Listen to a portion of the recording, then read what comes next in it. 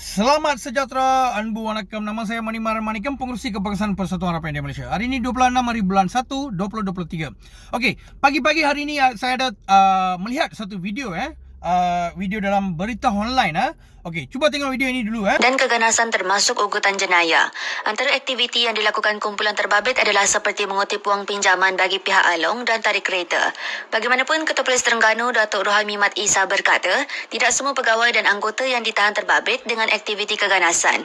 Beliau berkata, 10 daripada 14 yang ditahan berusia antara 20 hingga 49 tahun sudah dikenakan perintah tahan kerja bermula petang Isnin, manakala yang lain masih ditahan reman hingga Rabu.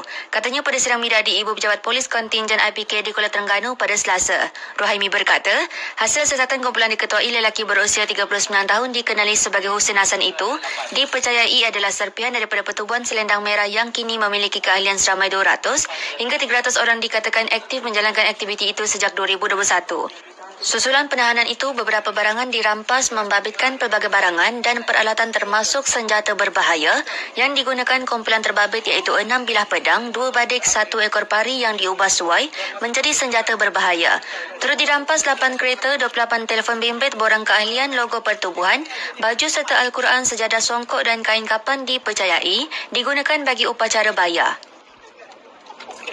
Inilah video yang pagi-pagi saya melihat dan terlebih dahulu saya nak ucapkan terima kasih kepada PDRM, Ketua Polis Negara, kerana mengambil tindakan terhadap ahli kongsi gelap inilah walaupun tanpa kira bulu. Dan saya dengar ada juga pihak polis terlibat.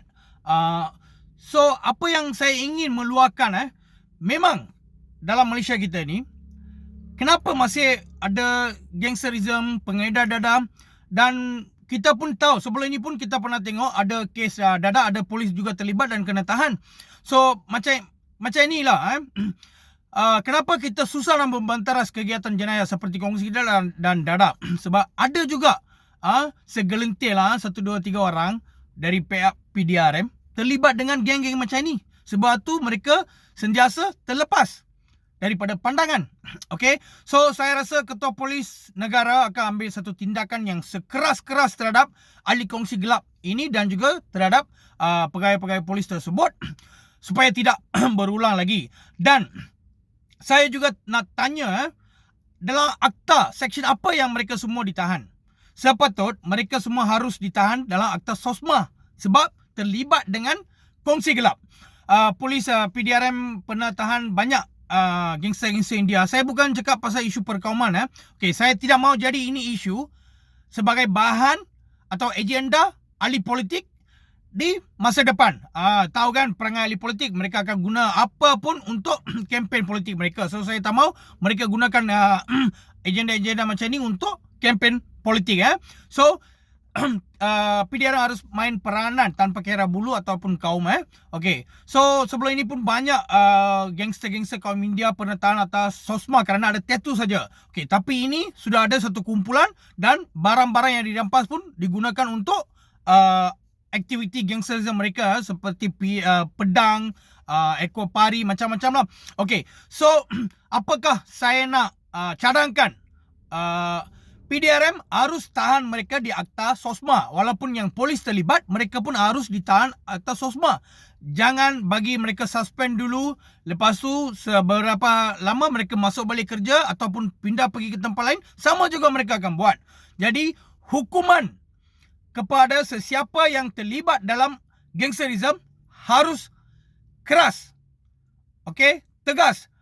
Baru mereka tak akan ulang lagi.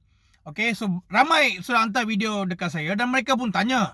Ada juga macam jadi isu perkauman. Okey, untuk saya tak bangkitkan isu perkauman. Untuk saya nak semua fair and square.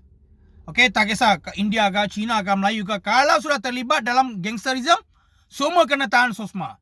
Pengedar dadah pun serupa juga. Sebab gangsterism dan dadah ini menghancurkan masa depan anak muda kita tanpa kira kaum dan bangsa ataupun agama.